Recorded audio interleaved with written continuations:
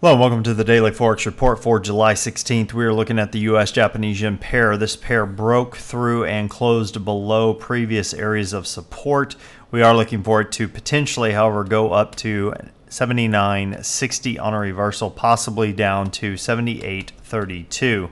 Look for some resistance around 79.15 and look for some support around 78.67.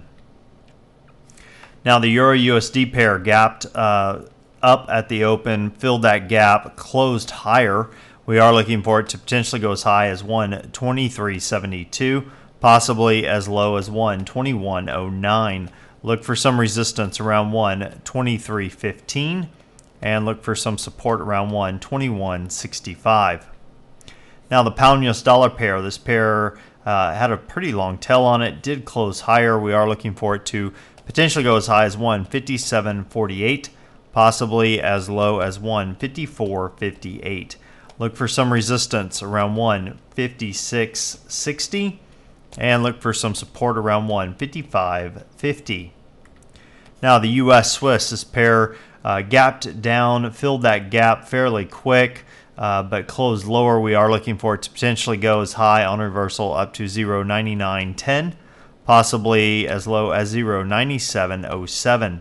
Look for some resistance around 0.9875 and look for some support around 0.9750.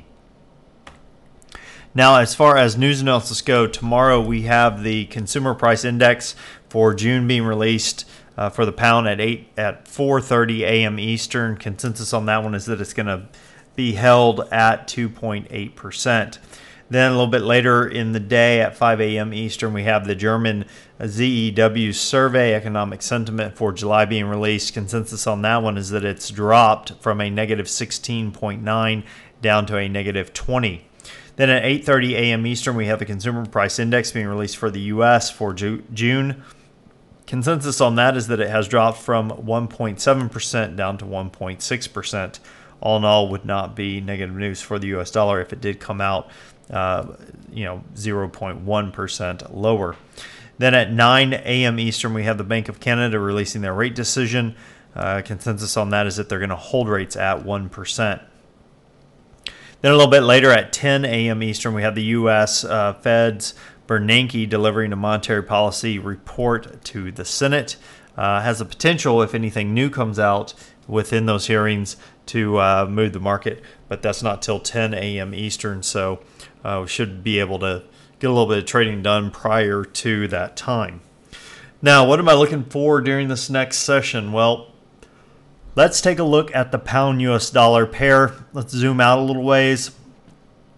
You can see we have a high here, and then we have a trend line that we can draw. You can see that it's 1, 2, 3, 4 times now that's touched that line, and we're near a 0-0 level. You can see we're about 26 pips from 1.5600.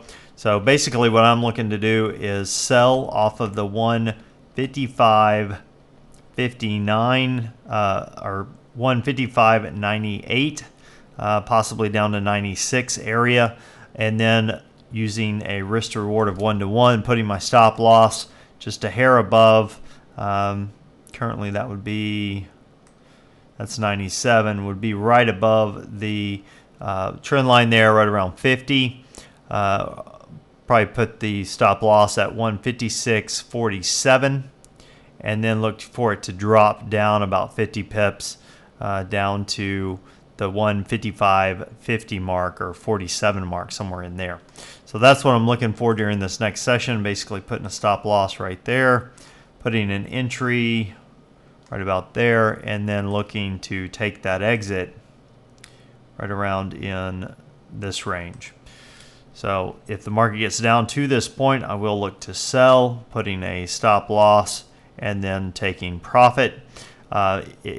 Definitely looking for it to surge down prior to breaking this time. If it breaks this particular line at that point, going to look to drop down to the lower time frame and see if we could potentially get a breakout to the upside from there.